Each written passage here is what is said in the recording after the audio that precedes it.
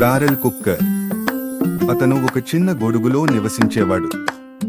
ఒకరోజు వనజా చెప్పింది, నిరంజన్ చెప్పాడు. వనజా చెప్పింది, నిరంజన్ చెప్పాడు. నిరంజన్ మళ్ళీ అన్నాడు, లేకపోతే కాసేపు నోరు మూసుకుని ఆలోచించు. నీకు కబాబ్స్ అమ్మాలా? నేను చికెన్, మటన్ కబాబ్స్ చాలా రుచిగా చేస్తాను. దీనికోసం ఎక్కువ కష్టపడాల్సిన అవసరం లేదు. ఒక డ్రమ్, కొంత ఉండ, 4 ఐరన్ ముక్కలు తీసుకో.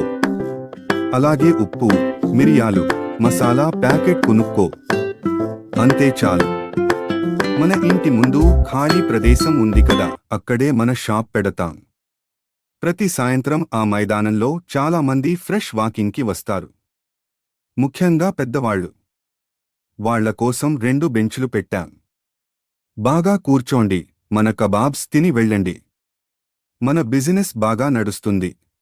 అవసరం లేదు. ఒక డ్రమ్, కొంత ఉండ, 4 ఐరన్ ముక్కలు తీసుకో. వనజాని ఆశ్చర్యంగా చూసిన నిరంజన్ అన్నాడు, వావ్, నీకు ఎంత మంచి ఆలోచన వచ్చిందో.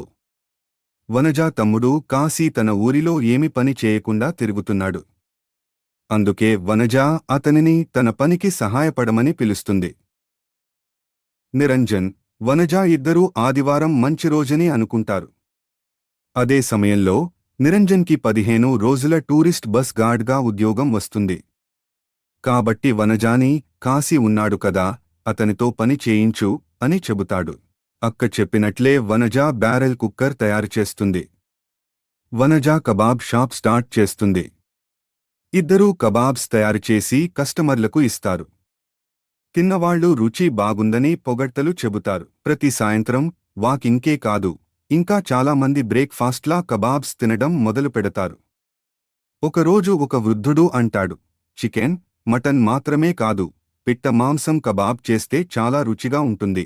అతను తన ఫ్రెండ్ రిటైర్డ్ ఆఫీసర్కి చెబుతాడు. ఇంకొక వ్యక్తి, టిటర్ భటర్ అయితే ఇంకా బాగుంటుంది. ఇంకొకరు, జింక మాంసం కబాబ్ తింటే నిజంగా చాలా రుచిగా ఉంటుంది. ఒకసారి నేపాల్లో తిన్నాను, అప్పుడు కాశీ అక్కడే ఉంటాడు.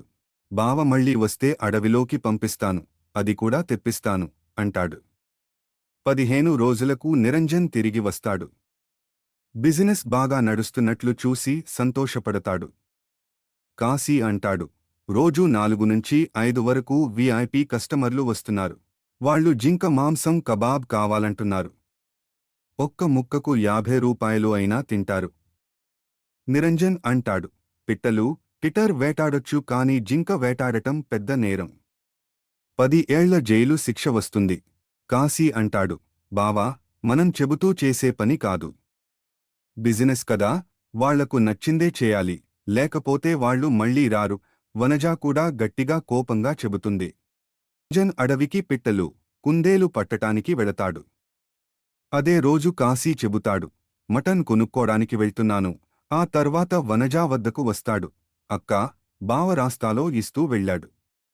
జింక మాంసం అంటాడు, విఐపి వాళ్లకి కబాబ్స్ చేయమన్నాడు అని బ్యాగ్ చూపిస్తాడు.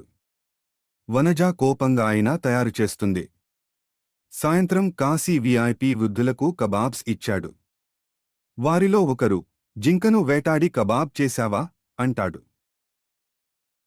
వెంటనే ఫోన్ తీసుకుని పోలీసులకు కాల్ చేస్తాడు. పోలీసులు జీపులో వచ్చి మాంసాన్ని స్వాధీనం చేసుకుంటారు. అదే సమయంలో నిరంజన్ కుందేలు, పిట్టలు పట్టుకుని వస్తాడు. వెంటనే పోలీసులు నిరంజన్ను అరెస్ట్ చేస్తారు. వనజా ఏడుస్తుంటుంది. కాశీ అంటాడు, నిన్ను 10 ఏళ్లు చూశాను, కూర్చోండి, నేను చూసుకుంటా బిజినెస్.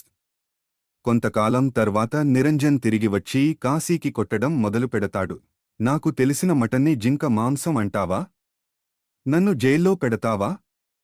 బిజినెస్ చేద్దాం అని సోదరిని మోసం చేశావు. పోలీస్ ల్యాబ్లో పరీక్షించి అది మేక మాంసం అని తేలింది. నన్ను వదిలేశారు. నీవంటే రాక్షసుడు అంటాడు. కాశీని కొట్టి వెళ్ళిపోతాడు.